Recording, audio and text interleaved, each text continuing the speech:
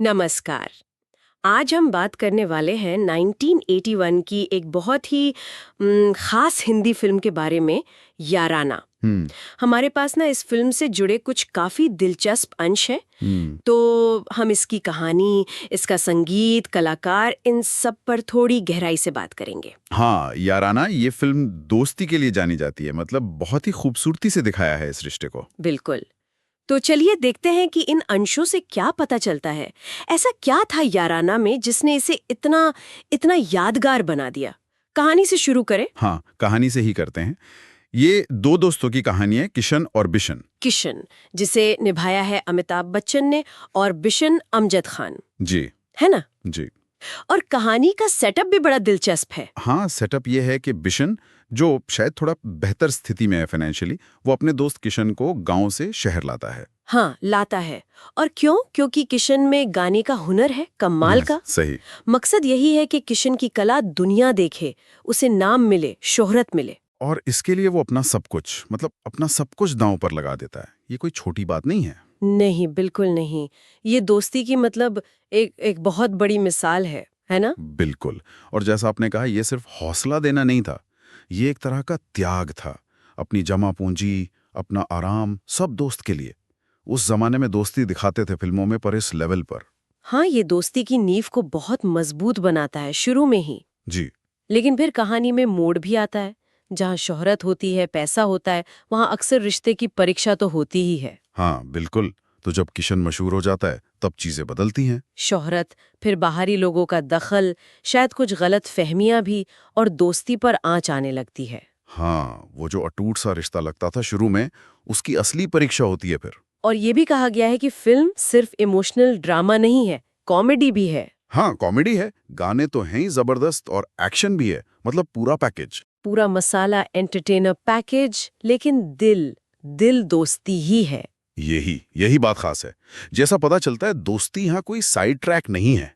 अक्सर होता है ना कि मेन कहानी कुछ और होती है, दोस्ती साथ चलती रहती है। हाँ हाँ। यहाँ दोस्ती ही मेन कहानी है, सेंटर पॉइंट। इसे सच्ची दोस्ती की मिसाल कहा गया है। और किशन और बिशन के बीच का जो बॉन्ड है ना, इमोशनल बॉन्ड, वो सिर्फ साथ घूमने फिरने वाला नहीं है, वो गहरा है। गहरा जुड़ाव। हाँ, बलिदान है उसमें, वफादारी है। खासकर तब जब हालात मुश्किल होते हैं, जब लोग तोड़ने की कोशिश करते हैं। सही कहा। अच्छा, किरदारों की बात करें, हाँ। अमिताभ बच्चन तो इस वक्त मतलब अपने पीक पर थे।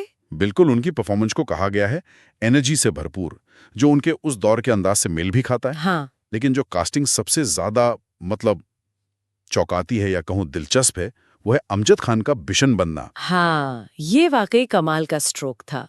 सोचिए, अमजद खान मतलब गब्बर सिंह, विलेन। हाँ, विलन का चेहरा थे वो। उनकी आवाज, उनकी स्क्रीन प्रेजेंस एक डर सा पैदा करती थी।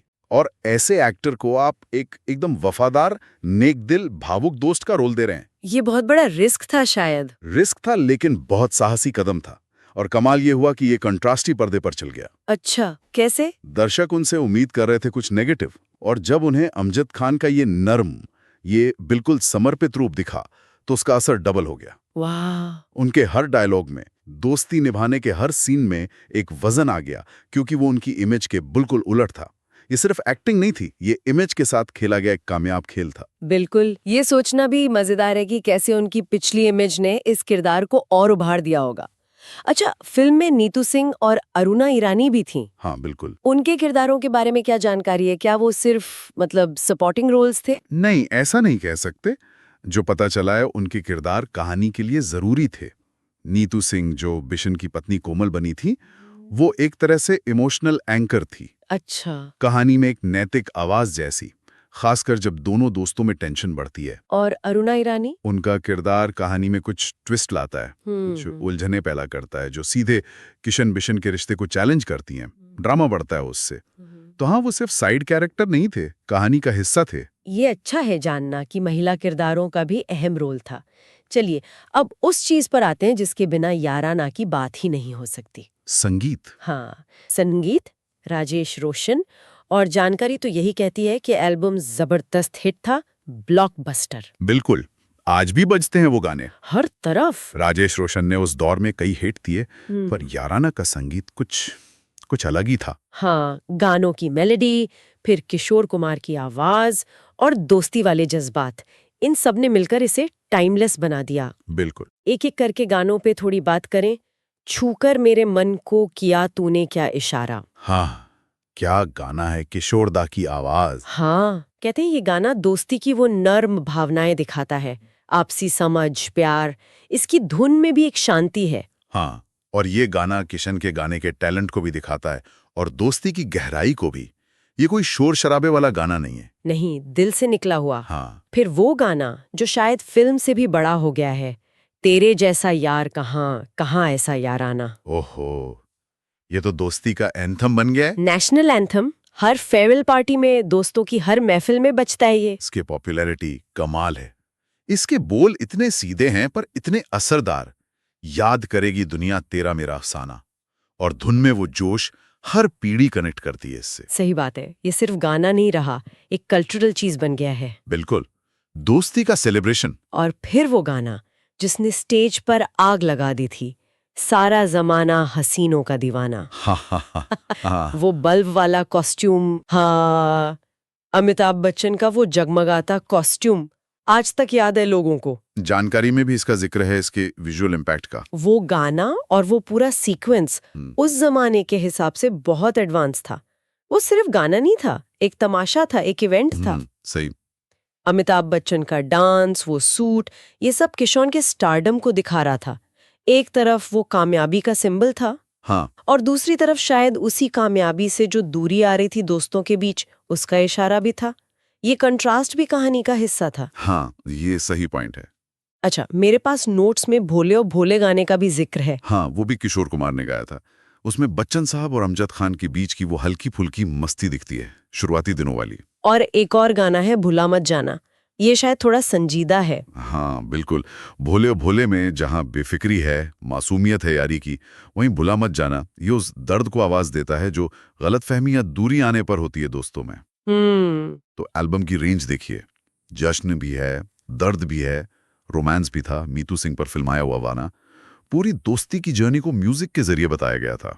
तो ये कहना बिल्कुल सही होगा कि संगीत सिर्फ बैकग्राउंड में नहीं था, वो कहानी को आगे बढ़ा रहा था, किरदारों के इमोशंस को आवाज दे रहा था। 100%, बिल्कुल। और जो जानकारी है उसके हिसाब से म्यूजिक की कामयाबी ने फिल्म की पहुंच बहुत बढ़ा दी।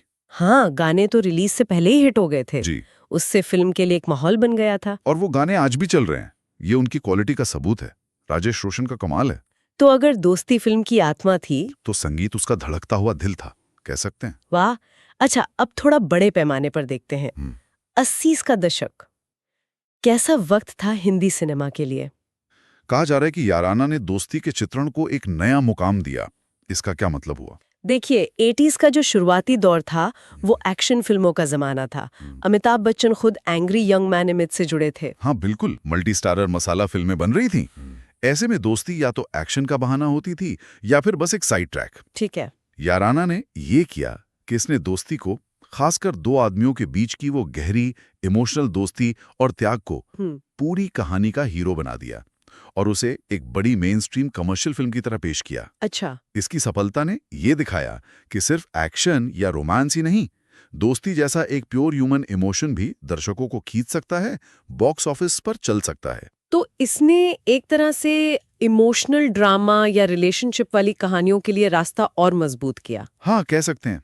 इसने दिखाया कि कमर्शियल सिनेमा के फ्रेमवर्क में रहते हुए भी गहरी मानवीय भावनाओं को, खासकर दोस्ती की जो निस्वार्थता होती है या उसकी जो उलझनें होती हैं, उनको सक्सेसफुली दिखा सकते हैं।